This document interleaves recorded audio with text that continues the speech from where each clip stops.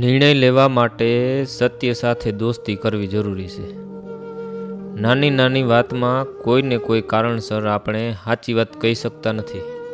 ઘરમાં અશાંતિ થાય, અગ્રહણા થાય, મન દુભાય, વાતાવરણ બગડે. આવા ભયથી આપણે મિત્રો સાથે કે આપણી ખુદની પત્ની સાથે કે ઘરના અન્ય સભ્યો સાથે સાચું બોલવાનું ટાળી દઈએ છીએ. ઘણીવાર આપણે વિચાર લઈએ કે હમણાં ચૂપ રહેવું સારું, કારણ કે સામેની વ્યક્તિ આપણા શબ્દોને ખોટી રીતે લઈ શકે. પરંતુ આ રીતે આપણે આપણા સમયનો સૌથી મોટો અન્યાય કરીએ છીએ. આપણું સાચું વિચાર વ્યક્ત ન કરીને પરંતુ જ્યાં બોલવું જરૂરી હોય ને ત્યાં બોલવું જ જોઈએ. હા, આપણા વિચારો કેવી રીતે રજૂ કરીએ ને એ મહત્ત્વનું છે. થોડીક સંયમિત ભાષા, શાંત સ્વર અને સકારાત્મક અભિગમ સાથે વાત કરવામાં આવે ને તો સત્ય ક્યારેય ઝઘડાનું કારણ બનતું નથી.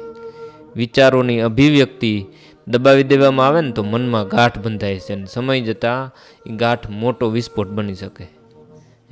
આપણે ખબર જ હોય કે આપણી સમાજનો મોટો માણસ છે, સારા કામ કરતો હોય તો કંઈ વાંધો નહીં, પણ પોતે ખોટું કરે અને સમાજને ભાષણ આપે તો મોઢા ઉપર સત્ય હકીકત વાત કરી દેવી, એમાં શરમાવાનું નહીં કે સમાજનો મોટો માણસ છે અને કેમ કહેવું.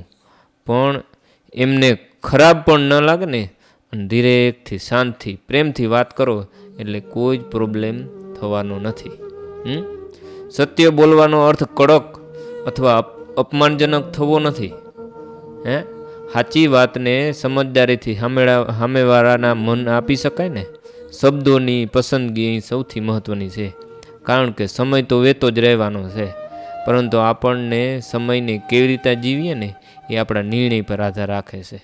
નિર્ણય સાચો હશે તો જીવન સરળ બનશે, ભૂલો થશે, પરંતુ એમાંથી શીખીને આગળ વધવાની હિંમત જ સાચી સમજદારી છે.